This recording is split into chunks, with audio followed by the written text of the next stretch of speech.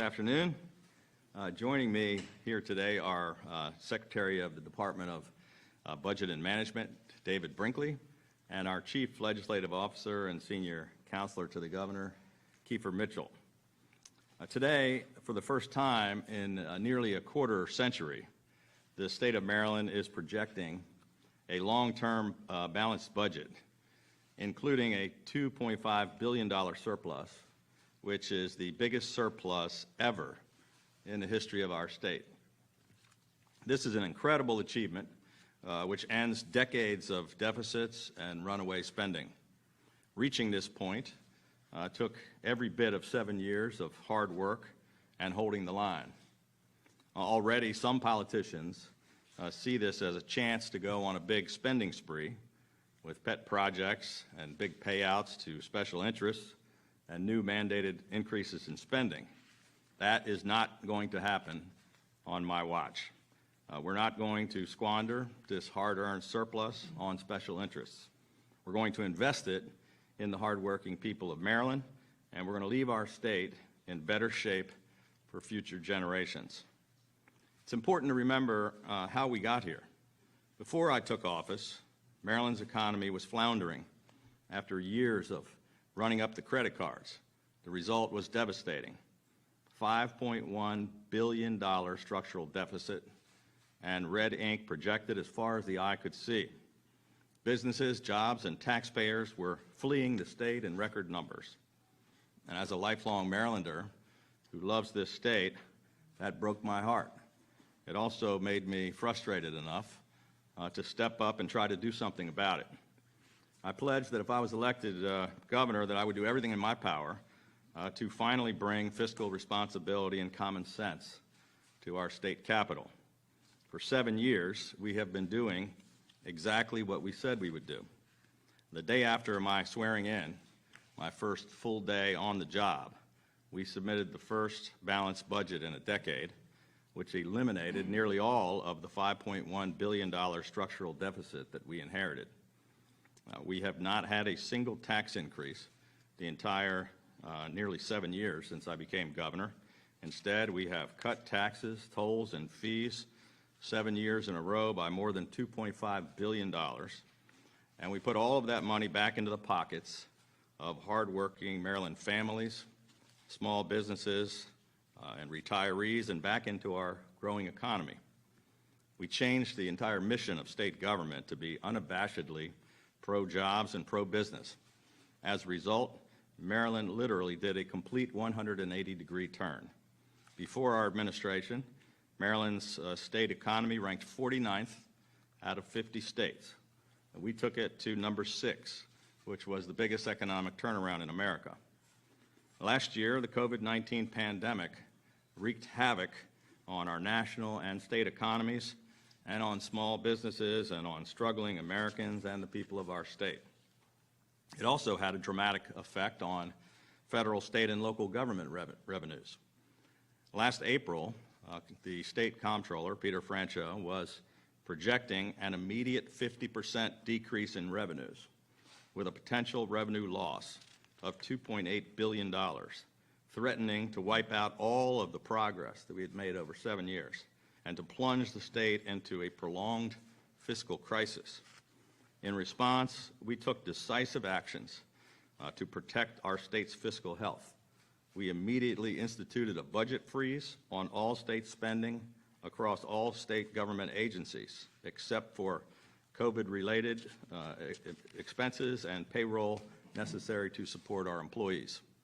We instituted a hiring freeze, and the Maryland Department of Budget and Management determined options and made recommendations for budget cuts which were required in all state agencies, including cuts to the so-called mandated spending. And I vetoed all the bills passed by the Maryland General Assembly which required substantial increases in state spending. As chairman of the National Governors Association, I led the charge for emergency federal aid for struggling Marylanders. And I introduced here in Annapolis and enacted nearly unanimously the Relief Act of 2021, which included the largest tax cut in state history and provided a total of $1.45 billion in urgently needed tax relief and economic stimulus for struggling Maryland families, small businesses, and those who lost their jobs due to the global pandemic. We sent more than 420,000 direct relief checks to Marylanders in need, and more than $100 million in additional grants to small businesses and nonprofit organizations in order to offer a real lifeline to those hardest hit, people who are struggling to get by, and small businesses desperately trying to stay afloat. We reached a bipartisan budget agreement with both the Speaker and the Senate President to responsibly invest federal relief in our workforce and our economy, and we have already committed more of our American Rescue Plan funds than just about any other state. We distributed more than $14.1 billion in unemployment aid, and we have committed more than $248 million in relief to keep people in their homes. As a result of all these actions, we were able to keep Maryland open for business. Our private sector is experiencing the fourth fastest job growth of all the states, and we've had one of the best economic recoveries in the nation. A national survey recently named Maryland as the single most improved state for business in America. Because we had such strong health and economic recovery, tax revenues are expected to be $1.6 billion higher than projected. And because our state agencies responded to our call to tighten their belts, we were able to return to the taxpayers another $195 million more than expected. The entire mission of my administration has been to leave our state in a stronger fiscal position than we found it, and that is exactly what we have done. Amazingly, for the first time since fiscal year 1999, the state of Maryland is projecting that we will take in more money than we are spending. And we're proud to have established a national model for COVID recovery. We're one of the most vaccinated states in the country with one of the lowest COVID case rates in America, which has helped enable our economy to boom. And with this surplus, we will continue practicing fiscal discipline while prioritizing relief that continues to advance our economic recovery. With that in mind, today I am announcing a 5-point framework for how the state of Maryland will utilize the surplus. First, we will bolster and increase the state's rainy day fund to at least 7.5%, or $1.67 billion, saving that extra revenue to have it available to use for potential recessions and or other crisis times ahead. Secondly, our budget framework will include major tax relief for our state's retirees. I still hear nearly every day from folks who say to me that they love the state of Maryland, they've spent their whole life here, they don't want to leave their kids and grandkids, but that they can't afford to retire here in Maryland. And this is the one category where we are still not competing effectively with other states. Sadly, we're one of the worst states in the country to retire in. Even though we're one of the best places in America to live, and we have so many great things going for us, we're losing many of our best citizens. Cutting retirement taxes is one of the most important things we can do, and something we have been trying to accomplish for 7 years, but the legislature has failed to support this critical relief for seniors. Each year when I have proposed it, legislators have almost immediately rejected it, saying that we can't afford it. Now, with our fiscal health stronger than ever before, what we cannot afford is failing again to take immediate action to ease the crippling tax burden on our retirees. All we need is the political will on both sides of the aisle to finally get it done.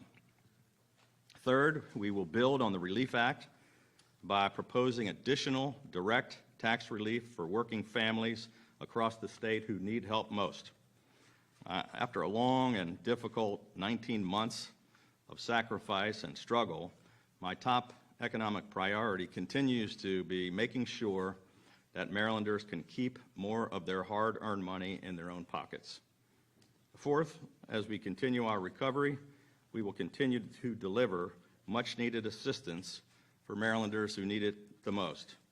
Last year, we took immediate actions to stand up emergency relief programs to assist our small businesses, farmers, our restaurants, hotels, our nonprofits, entertainment venues, and main streets. And thanks to all those relief measures, we continue to have one of the best economic recoveries in the country. But there are still Marylanders who are struggling to make ends meet. So earlier this week, after receiving federal approval, I directed the Maryland Department of Human Services to take immediate action to release emergency allotments of SNAP benefits to eligible households. And as we put our budget together, we will continue to provide additional targeted relief for those Marylanders who need it the most.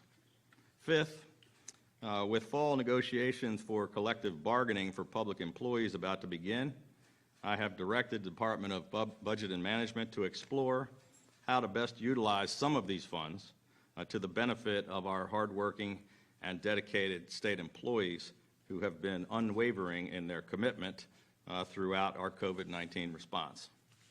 With this budget framework, my message is pretty simple. As long as I am governor, I will continue to fight for fiscal discipline. I will continue working hard every single day to make it easier for Maryland families, small businesses, and retirees to stay in our state. And I will continue fighting to allow Marylanders to keep more of their hard-earned money in their own pockets so that we can continue changing Maryland for the better. With that, I'd be happy to take some questions.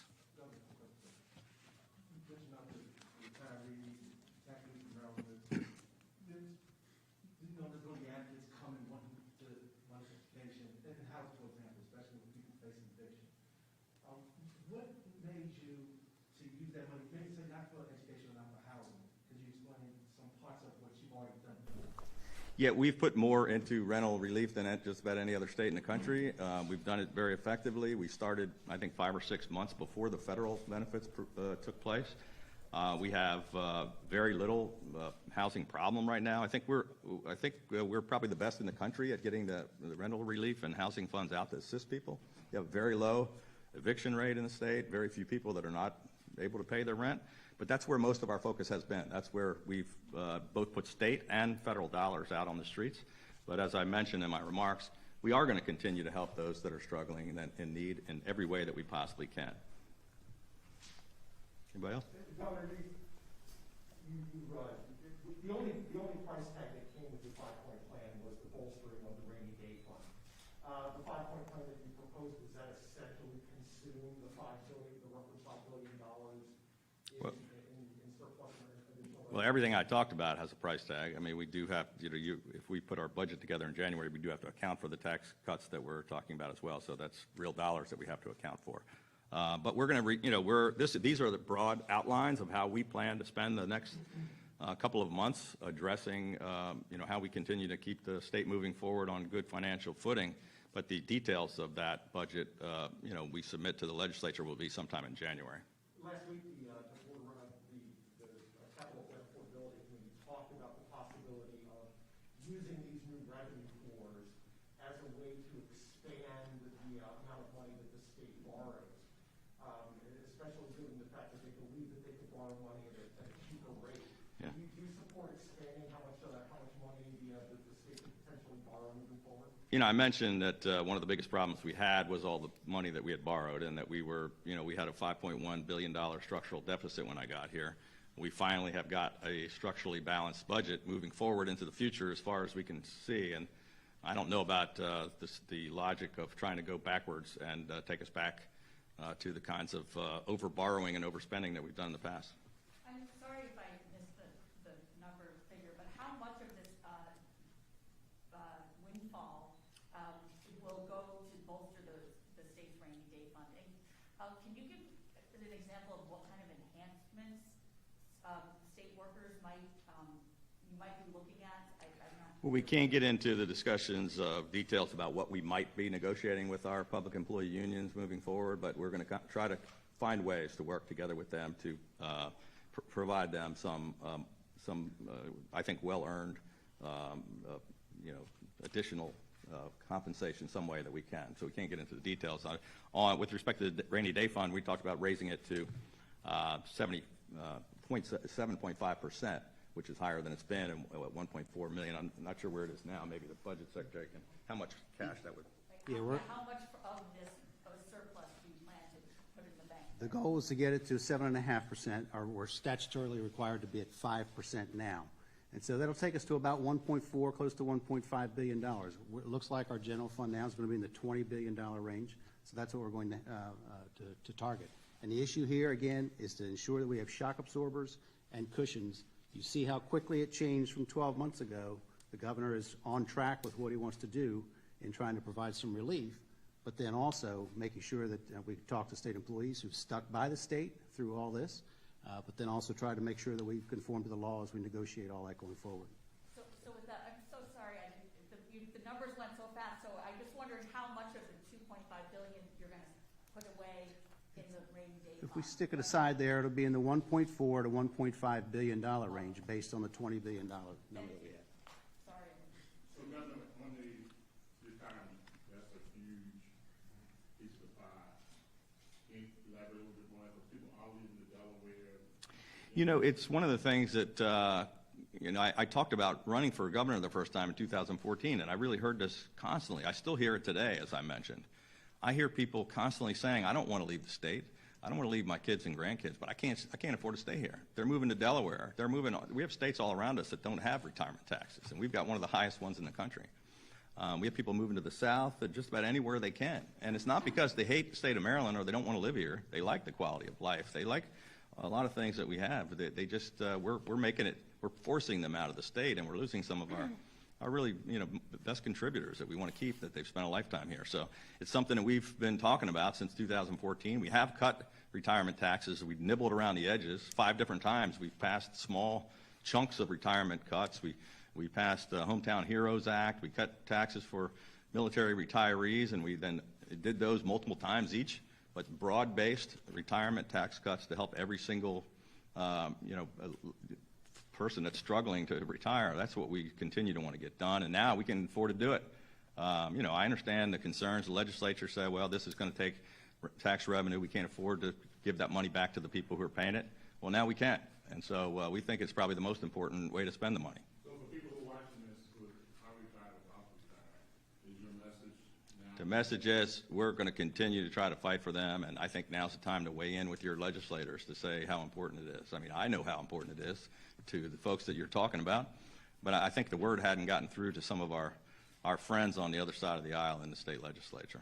Governor Hogan, looking at all this money, we have the conversations often, especially at the start of the year, about schools in Baltimore City, getting the heat, the HVAC. I know the money has been allocated, but did you think about using this money to expedite that process and get those air conditioners and heat systems up to date faster?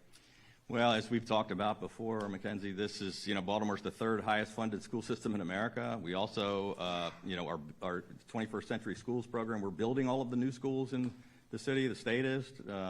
We've opened schools, brand new schools, constantly. I don't know how many the total is now, 21 new schools, I think. And we've record funded them 7 years in a row. We actually put money specifically in multiple times for them to fix the air conditioners. It's not a question of money. It's simply their refusal to expedite getting the air conditioning done. They came up with we wanted it done almost immediately. We put all the money in to do it immediately. They came back with some crazy, 5-year plan. And we're like, well, for 5 years, we're still having kids that can't get to school. It doesn't make sense. Anne Arundel County did air conditioned every school in 1 year. We showed Baltimore City how to do it. An off-topic question, as a grandfather and governor, Pfizer announced that they applied for emergency use for their shots for kids. We know it could be approved by the end of this month, but what I'm hearing from the state health department and local health departments is that it's going to be they understand it will be a different formulation, like different vials, and as far as they know, there's none of that in the state. What have you heard from the White House on your weekly calls about is this certain special vaccine coming? Well, so here's the great news finally. We've been talking about this stuff and pushing for it for a while. Not only, so the Pfizer has submitted for approval for the 5 to 11-year-olds, which is going to be a huge shot in the arm, so to speak, for us to make sure our kids are protected in school. They also have this week put in for approvals of both Moderna and J&J, and kind of mixed use, where you can get one and then get a booster of the other. And so all of that, hopefully, some of it is going to, I think, take place within the next 2 weeks. But potentially all of those could be approved by Halloween, by the end of this month. I think the worst case scenario would be like a couple days later, beginning of November. So it's going to be a huge amount of work for us, but we're excited to finally be able to move forward. You know, we've already done 140,000 boosters, all Pfizer. We've called 850,000 people about their eligibility for boosters and to try to make appointments. We've scheduled nearly 80,000 more appointments. So we're up to almost, between what we've already done and what's scheduled, almost 250,000 booster shots of Pfizer. That's going to open up a huge new number of people when we get Moderna and J&J. And then, of course, the kids is a big group that's probably going to be a couple weeks after that, maybe by the 31st. But we'll be prepared. We have been working on these plans for months. We've just been waiting for the approvals. The federal government has not made the determination about dosing sizes, so you can't have the vials already ready until that decision is made. But the White House has assured us that they will have no problem. We have plenty of supply right now for all the doses we have of multiple kinds, but if there's some change in dosing from sizes for the younger kids, that they say that their supply chain will be ready to immediately get that out to the states. And we're working together. The state health department is working with our local school systems and with our county health departments to try to make sure that everybody is ready to immediately begin those vaccinations the moment that we're given the authorization to do so. Governor Hogan, look. Were you questioned as part of that investigation, and do you anticipate being called as a potential witness to the trial? Yeah, it was, this has been a year-long investigation by both state and federal prosecutors. It's kind of an outrageous situation that we've all learned more about over time. It's something that's kind of disgraceful, and we're glad that we were able to get to the bottom of it. We immediately, as soon as we learned about this, of course, we parted ways with this employee, and we took instant action on reforming the whole agency to try to make sure something like this couldn't happen again. But we also immediately, when the investigations began, I directed my staff and all of us to provide as much assistance as we could to the prosecutors, and as part of that, I did sit down with them. I was happy to provide them with whatever information that they required. Governor. Conversations that he is accused of illegally recording with you, do you say what was discussed or why? I don't know any of the details of what the conversations were. I think they were just mostly, we have dozens of meetings every day. This was in the heart of the COVID crisis. He was on a lot of those calls, but I haven't really studied what the calls were or what was on the calls. Governor Hogan. Was there any consideration to using some of this additional state money to bolster the state employees pension program?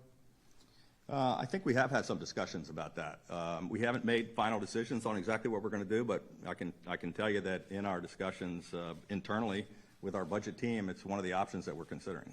That's it, guys. Thank you. Thank you, guys. Thanks.